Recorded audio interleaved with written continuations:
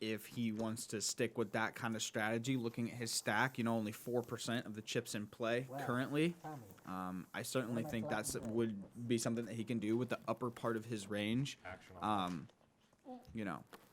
just hoping for a double up, and I think a double up gets you right back into playing chips here. And with 9-4, he's going to get out of the way certainly. Nick with Jack 10 looks like he wants to get involved. Very nice raise. It's an expected raise from the button. Brock mumbling to himself on how he hates being in between a rock and a hard place known as Nick and PJ. PJ to his left, Nick to his right. Yeah, and Brock who's really the rock needs to and play. who's the hard place? I mean, that's a good question. Good question. Either way. 7-4 diamonds, easy rip. How do I relieve myself of pressure? Blue chip.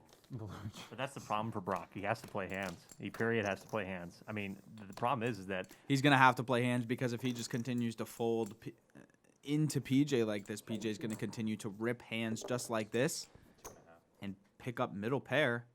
68%. He's got the lead here. Well, PJ will come out and donk, obviously with a piece of it.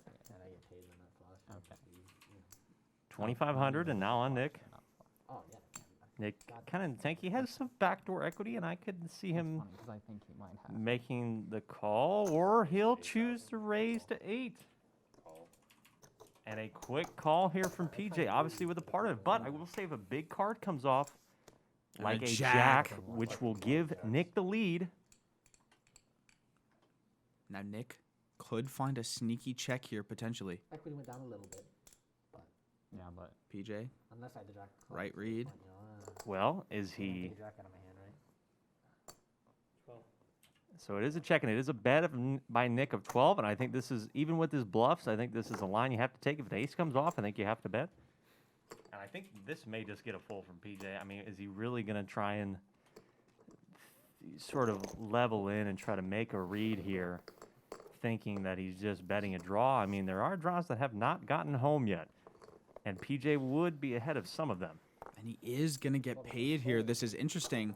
I thought maybe a check here on the turn would have gotten Nick paid on the river. Oh, it's and another jack. And that's actually a really bad card, because it's one of the things that it gives PJ a bluff-catching hand. Nothing, no draws, no big draws came home. No flush, no straight, which means Nick has to bet here with his bluffs as well. And he might get paid. He needs to bet something. It's got to be the right size. Middling. It needs to be maybe like a 20, 25K where PJ sits there, cries, thinks about it for a bit, and then just has to ship it in. Yeah, something around 1/3 here, I think, is going to get him paid. Bets 30,000. I think that's a little big. But that's what PJ's saying. Did he call turn to fold the river with 2 pair? I think I just got you on a read here.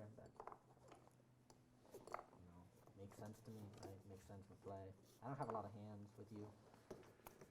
All right. And he's going to pay for some info here. Yep. Yes, sir. Running jacks, and Nick will add 54,000 to his stack.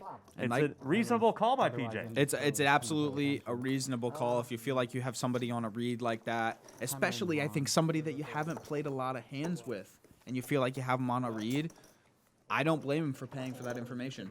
Not at all. Nick chops into PJ's stack just a little bit, up 59K.